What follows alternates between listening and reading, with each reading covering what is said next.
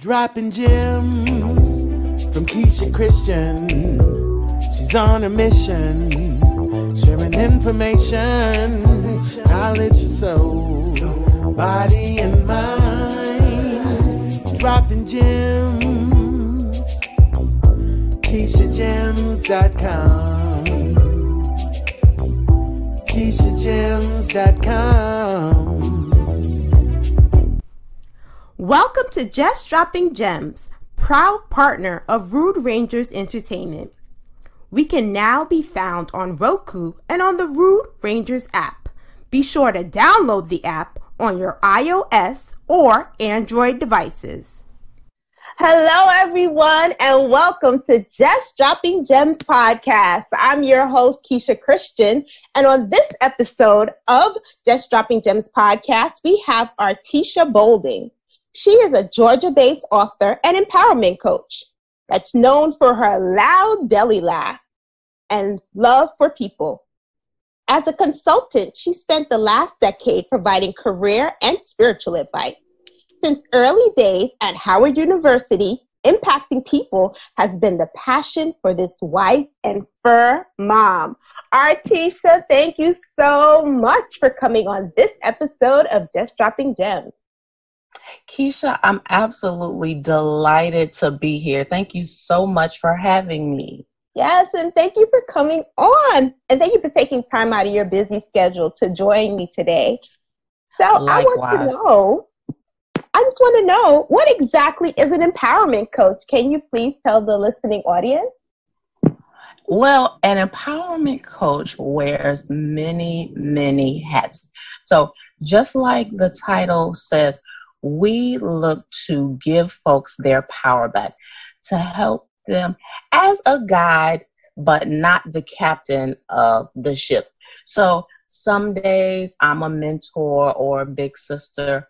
Some days I'm a counselor or a pastor. I do it all. But the big thing is to help clients along their purpose discovery journey, to get them to be brave and say out loud what it is that they really want out of their lives. And I help them take those baby steps and then those big leaps to actually get there. Nice. That is beautiful. So I understand that you actually work with entrepreneurs and authors. So can you tell us a little about how you actually work with, I would say, emerging entrepreneurs? I don't know if you also work with entrepreneurs who have been in business for a few years. I do have a small client base, and they are all, like you said, emerging or aspiring entrepreneurs. So what I do is, first of all, sit down and help them to get clarity on what type of product or service they think that they want to offer. And again, that really feeds into the purpose discovery, because we all have a natural knack for something already. We have things that we're good at, things that folks already seek us out for. And so I help try to, guide and steer people in that direction, but so that they understand what it is that they're really good at and what it is that they want to do. But with the emerging entrepreneurs, we walk through setting up goals, SMART goals specifically, and a timeline, and clarifying whether the goal is to have this be a more formal side hustle or have this to be something that is really going to allow them to fire their boss, something that they can do full time, and what that might look like and what their time frame to get that achieved looks like. Okay, so you're actually really pulling out their why. Like, why do you want to do this? Absolutely. That big question or big questions of, okay, why am I here? What am I meant to do? But the question that falls under that umbrella is what really drives us. Some of us are driven by finance. That's fine. Some of us are driven by our family, being able to provide and leave a legacy. That's fine as well. Others of us are even driven by our faith and our belief system. And then there's 100 other things. So just getting really clear about why we want to do what we want to do, why we even establish these goals and dreams in our minds. Absolutely. That's really good, because I'm just thinking, like, you have some people who go into business and it's really, they don't realize it, but they're looking at their business as a hobby, not really something they want to do full time. So you actually pull that out of the person. They probably discover that while they go through this process. Exactly. And it's fine. And you know what, Keisha? So I actually got thrust into the entrepreneurial space out of a sickness. So I literally went from working 50 to 60 hours a week on, get this, a nuclear power plant construction site. So I'm not into lashes, but I'm, extensions down my back. I'm the bright lipstick. That's me. But yes, but I spent a season of my life with the hard hat, that ugly fluorescent vest, and those steel-toe boots, right? So we have to say, okay, is this something that I want to do in my spare time, or is this something that I really want to throw my all into and do this full time? Is this something that I want to be my legacy? Is this the big dream? And guess what? Either answer is fine. It could be something that you just want to do on the weekend, monthly or quarterly, or it could be something that you want to fire your boss over. You really want to go in and go all in. So we just have to be clear about what that is. And it's no wrong answer. Yeah. Because everyone's on their own path. And what I believe is, like, it's not a race. Everyone here is, you have your pace that you go at. So it's definitely looking in to see what exactly you want to do. And I remember when I first started my business, one of the things that I was asked by a mentor that I was working with, is this like a hobby? Right. Do you, and then actually made me really look at what exactly do I want to do. And I discovered through that process, I wanted to teach. Wow. Wonderful. Yeah, I didn't want to just sit and sell products, because that's how I started out, selling products. I love it. I love it. But I really wanted to teach. So now I'm an author. Now I have this podcast, where I'm sharing, because I don't know everything. And I'm sharing, I'm going to other people who are experts in different fields and letting them express their expertise on my platform, so we could share and touch others. You know what I mean? Yes. And that's what that's something that I preach to my client all the time. Number one, I don't have all the answers. And number two, you are going to be empowered in this process because you're in control. You're going to be the decision maker. I'm just a facilitator. I'm going to kind of help guide you, look like a stream of water. And then we're going to get through the process, but it is going to be your own. And it has to be. That's the only way that you're going to get that full buy-in to actually reach the goal, or whether it's scrapping it, revisiting, tweaking it to make sure that it is what you really want at the end of the day. Yes, exactly. So I love how you actually pull that out of aspiring entrepreneurs. Now, you also talked about the fact that you also help, you also mentioned to me that you actually work with aspiring authors, or is it people who have actually written a book? Like, how exactly do you work with them? So this is a very small sect of my client base.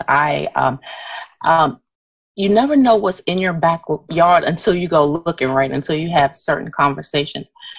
So I was very fortunate to release 2 books last year. One I tagged as a book set on a mindset shift, and the other I tagged as a book set on a faith shift. So mine were, again, self and professional development and faith-based. And so when I did that, I found out that folks right in my neighborhood, right in my church family, there were poets and there were aspiring authors. And so many people wanted to talk to me about what my process was. And so I work with a few women in this case, who want to do a book, and the women that I'm working with in particular are all looking to self-publish, because I just explained to them in my process that was a little bit faster as opposed to doing a formal proposal, but helping them be authentic with their stories. Even the one young lady that I'm working with, who's an actual poet, getting her to be clear about what the messaging is, even in her art, what it is that she wants to get to her readers. So helping them with editing and proofing and things like that. It is really a fun process. I haven't expanded those services out because those are really a heavy lift, but it's really, really rewarding for me to see the light bulb go off for these ladies and to see them really have that joy about offering a piece of themselves to the world. That is nice, actually. And you know what? It is fun when you actually see everything come together. Because I remember my first book, and you put everything together, and then you actually, I don't know if you do like cover design with them and all of that. I have somebody for that, yes. Okay. I personally am not the artsy person at all. No, but I have someone. Okay. The young man that designed my first book, he is a brilliant graphic designer. Mm-hmm. Oh, nice. Because I like all that stuff. I'm an artist. So I like my first book, I designed my own cover. Actually, all my books, I designed my own cover. And nice. I really like doing that. I'll get a graphic artist because that part I'm not good at. But I know how I want my book to look. I like give them detailed instructions, like the font. I tell them what font I want and all that. Yeah. Yes, I love it. So I love that. That really is a lot of fun when you actually see your book come together, and then when you actually get your book in print. And it's in your hand. Oh, and you like, oh my gosh. Yes. Yes. I'll never forget, as long as I live, the two reactions that will be burned in my brain forever. The first book that I did last year is a prayer and affirmations book, Journal for Your Journey. We can talk more about that later. But when I put it in my mom's hand, she was like, "What is this? Why is your name on it?" I would just like shut myself up in a room, and I'm just like, okay, don't bother me. Don't talk to me. I'm working. They're like, what are you working on? What are you working on? So when I gave it to her, like, she almost began to cry, and I was like, no, don't do that. And it was so priceless. And then the other one was actually my mother-in-law. So, my husband was the first one, like, oh, Tisha wrote a book. And she's like, what? Well, make sure we get a copy. Anyway, so when she got it, and, she lives in another state, and she called me on the phone. She said, so I got this book here, and it don't have no staples in it or nothing. She said the cover looks so professional. And I just chuckled because she thought that it was possibly going to fully support it, but she thought it was possibly something that, I ran out to Kinko's and did. But no, it actually came together as a beautiful finished product. I'm very proud of it. Yes, I know you're proud of yourself. Because it's something you manifested. It's like you have this idea, right? Because you have the idea. And then I don't know how your process is with me. I do an outline, have the idea first. I have the outline. And then you start writing. Mm-hmm. And then when you put everything together, and you put this book together, it's like giving birth. I don't have children. It's like giving birth to something. I could just imagine. And you just like in awe. I know, like, when you got your book, could you believe your name was on a book, your first book? I could not believe it. And then for me, inside, I have my picture in the back on the little about the author page. Mm-hmm. I was floored. I could not believe it. So exciting. Yeah. Yeah, I'm just like picturing it. I'm taking myself back because I published when did you publish your first book? My first book came out May of 2019, so Oh, I'm okay. still fresh in this. Yeah. I'm a new author as well because my first book came out September Okay. 14th, 2018, just a year before you. Right. Okay. Yes. Yeah, and I have 2 books just like you. Yes. Yes. Yeah. Yes. See, we're sisters. Yeah. Yeah, we're both new authors, so you see how I'm excited because I could just imagine how you felt because I'm still excited. Like I can't believe I'm an author, still. Yes. Yes. It is a really, really cool journey. And I like that you mentioned with the outline. So everyone has a different process. And I definitely start with the outline. And I don't know about you, but my creative juices are always flowing at like 3 a.m., 4 a.m., 5 a.m. Right? Me too. I'm going to bed with the light. Like when I actually do go to bed, sometimes it's the sun has come up already. And I can't believe I've been working that long. Right. Exactly. And so, sometimes you have to rework the outline. And one piece of advice that I give to the authors that I work with or anybody that just kind of randomly asks me advice is that for me, you don't necessarily always have to go in order. As long as you know the direction and the end product that you want to get to, especially if you're doing something, it may be a fictionalized story, but it may be based on your experiences with loved ones. I find that authors will really get kind of in a rut or in a writer's block if they try to go completely in order, like chapter 1, 2, 3. For me, it was helpful to be able to jump around a little bit and then come back and revisit. I found that I was even more creative and had an even better flow when I gave myself that grace to do that.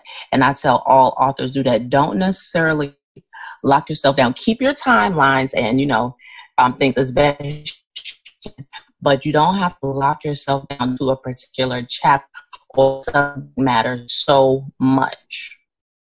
Yes, exactly. Mm-hmm. I wanted to talk a little about your first book, The Journal for Your Journey. As I understand, you actually published this after you were ill? Oh my gosh, yes, Keisha.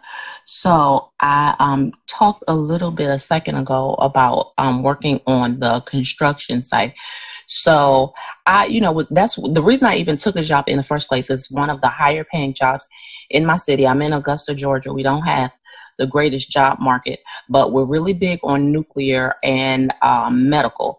And I've pretty much done it all. So when I got a call and, they were looking for staffing on the job site, I said, well, if these people are crazy enough to let me on their job site, I'll go help them and make some of this money, So I was there for a little under 2 years. And of course, I had benefits and everything. But at the time, I'm a healthy 37, 38-year-old. So this is not something that I brag about, but I don't shy away from it when I tell the story. I literally didn't even have a primary care doctor. I never went to the doctor. I was healthy. I didn't have any problems besides eating too much junk food, and I hadn't kicked my Mountain Dew habit yet, Mm-hmm. So I'm working again 50 and 60-hour weeks on top of a 45-minute commute both ways, right? Oh, okay. On top of the super graveyard shift. When I first started, we were working 6 p.m. to 6 a.m., right? So it was just crazy.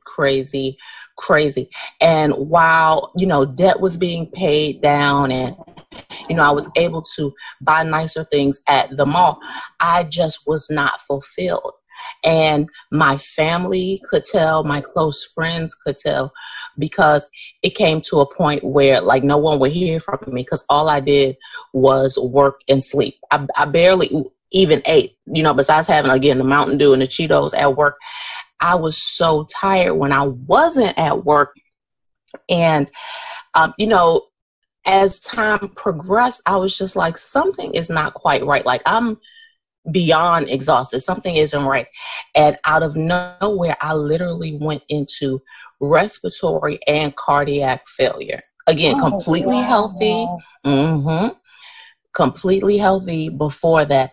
So there's a whole lot of details to the story. I won't belabor it too much for the listeners, but I was in the hospital November of 2017, January of 2018, March of 2018, and May of 2018.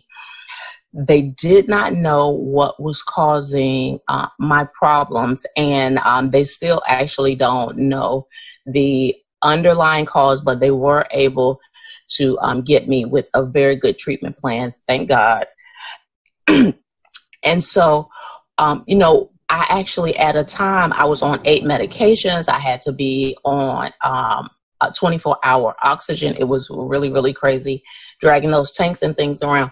So I wasn't allowed to return to work. You can't have an open oxygen tank on a construction site. Like, that's just a recipe for a disaster. Yeah.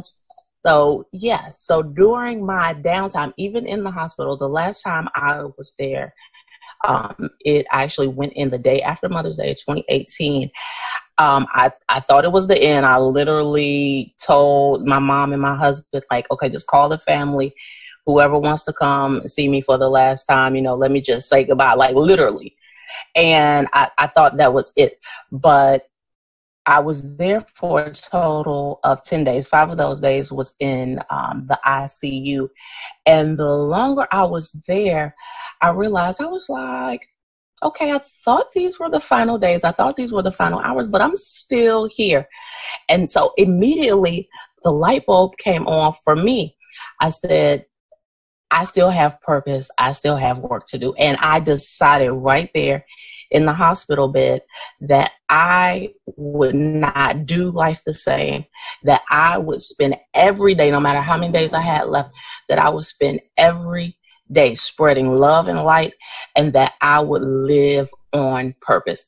So my energy completely changed, and the doctors, the nurses, everyone in the local hospital here could tell you, like, I was encouraging them, like, I'm having tubes coming out of everywhere. I'm looking super crazy. I have the oxygen mask on, everything. They have the wristband that says you're a fall risk. You can't go anywhere. You can't do anything or what have you. But I was encouraging the gentleman that was bringing me breakfast and lunch. I was encouraging the young lady who, was helping me get washed up every day. The nurses and doctors would leave my room in tears because I knew that it was my job to share love and light with them. I would pray with them, affirm them, and those activities, that renewed purpose, that is what birthed Journal for Your Journey, which is my first book, and it's a prayer and affirmations book. And I began journaling also right there in the hospital, and I said, this has really made such a huge impact in my life.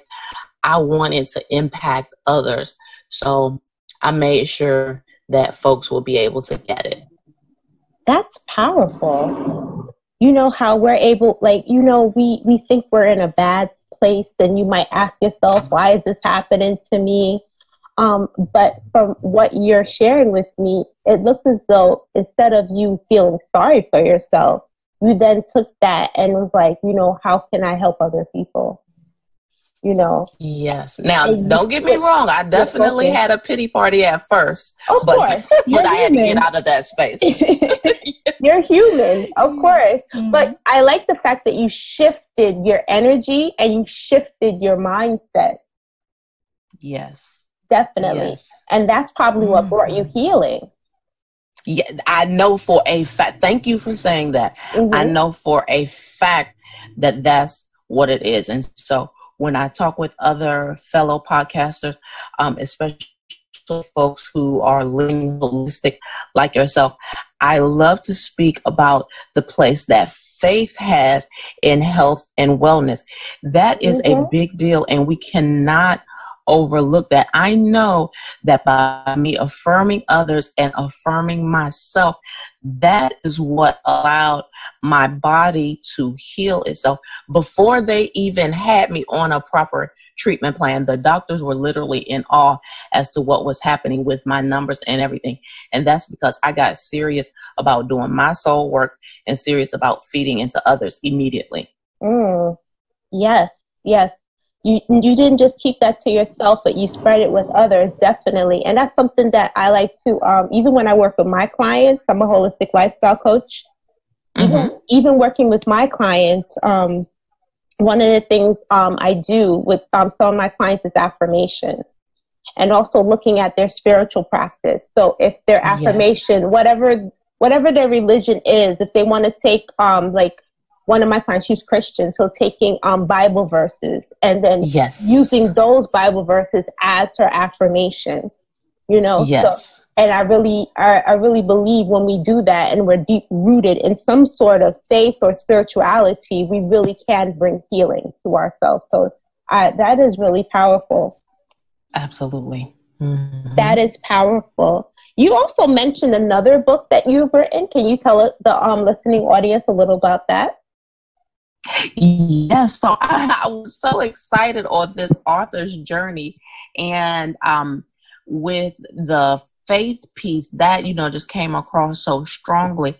And I just had this burning in me to, you know, kind of flesh out some personal development and professional development. So in comes my second book that I released last fall, and it's called Induction to Power. And in that book, it really is just full of nuggets. Like, it's a quick read. It's less than 80 pages.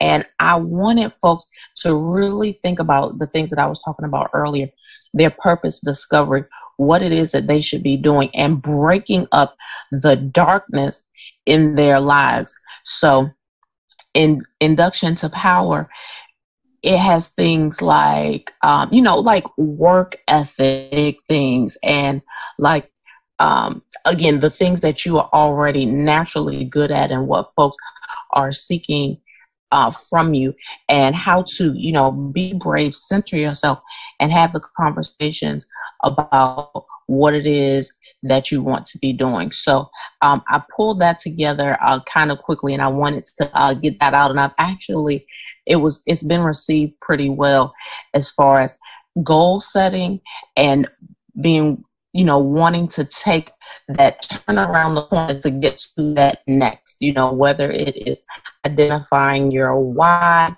or thinking about the next step, next stage that you want in your life, wherever you are. And that has been really, really great as well. Nice. I love the work that you're doing. Really, I see why you call yourself an empowerment coach, because you just can't give yourself one name. You're wearing so many hats, and you're empowering people in different areas and facets, especially in as far as entrepreneurship and those who are looking to become published authors. So that's great. Yes, I'm so grateful. I'm so grateful. And I just say this, I really believe that a part of the reason, well, you never want to be thankful for a sickness, right? You never want to be thankful for anything that kind of negative that comes in your life. But it was through that I was able to gain clarity and really get back on track with my life's purpose. And so I tell folks that I suffered in that way, so you don't have to. So while you are healthy, take the time to get still and think about those things. You know, be willing to do that soul work. Be willing to be brave and say out loud what your bigger goals are and the path that you want your life to take. A lot of us really just, you know, we get a 9-to-5, we're, you know, happy, and we just go, you know, vacation, and we just go and go until we get ready to collect the Social Security check. And that's not what life is about. Mm-mm. we're not just here to pay bills and die. You know, it's really about living out your purpose. So I mean, like, do you feel in a way this happened to change the direction of your life? I think it was a two-pronged thing. I think that because me personally, I can only speak for Artisha. I know that I was born with the gift and that I was meant to do this. And I think because I spent so many years neglecting that purpose, I think God was just like, okay, enough is enough. Let me give her opportunity to be still, to listen, and to move forward in the way that is going to impact the world. So that's what I truly believe. Yeah. And the reason why I asked that, because I too, just like you, I was dealing with health issues, and I didn't know what was wrong with me. I was going to different doctors and all that. And I was healthy, well, I thought, and I got sick, but not to the point where I had to be hospitalized. And just like you, it really changed the direction of my life, because I learned about the relationship between plants and how they're able to help us to heal us. And they were put on, everything that we need has been put on this earth for us to heal us. Yes. So that was what I learned. And now being a teacher, that's my pedagogy. That's what I do. So being a teacher now, I want to teach others how to live this way. And you too, you're in a different path, but still you're doing the same thing, using your experiences to make someone else's life much easier, which I think is a really good thing. Yes, I love that. And I believe that is how it's meant to be, that when we're authentic, when we share our stories, when we're willing to share information, we're all better for it. And I believe that when we're doing our purpose, that literally the universe conspires to get alongside of us and make things happen for us. I'm a firm believer in that. Absolutely. Yes, definitely. Well, Artisha, I thank you so much for coming on my show today. I just it was a great conversation, lovely interview with a lovely person, I must say. Thank you so much. I feel the same, Keisha. I love the work that you're doing, and I appreciate that. And I love that you are a woman who supports women. So I love that. And I thank you so much for having me. Yes. Do you have any final words? I always ask my guests this. Do you have any final words or thoughts you want to leave with the listening audience? I will leave listeners with this. I hate that the influencers have kind of taken this language, but I absolutely do consider myself a culture critic. And so what I say to folks is, don't get so busy fitting into the culture that you are not your authentic self, that you don't bring your gifts and your offerings to the world as you were born and meant to do them. Don't be afraid to be genuine. Don't be afraid to share even the dark, yucky parts of your story, because that could literally be a breakthrough or deliverance for someone else. Yes, Ashe. Well, thank you so much, Artisha, for coming on the show today.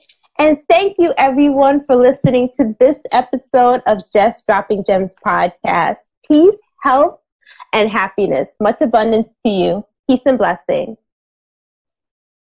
This episode is sponsored by Dropping Gemz Publishing and Dropping Gemz Academy. Be sure to visit our website, www.droppinggemzacademy.com. Subscribe to our YouTube channel at droppinggemz.com. To become a sponsor or advertise on this show, you can contact us at KeishaChristian.com or email us at info@KeishaChristian.com. Holistic health and much abundance to you.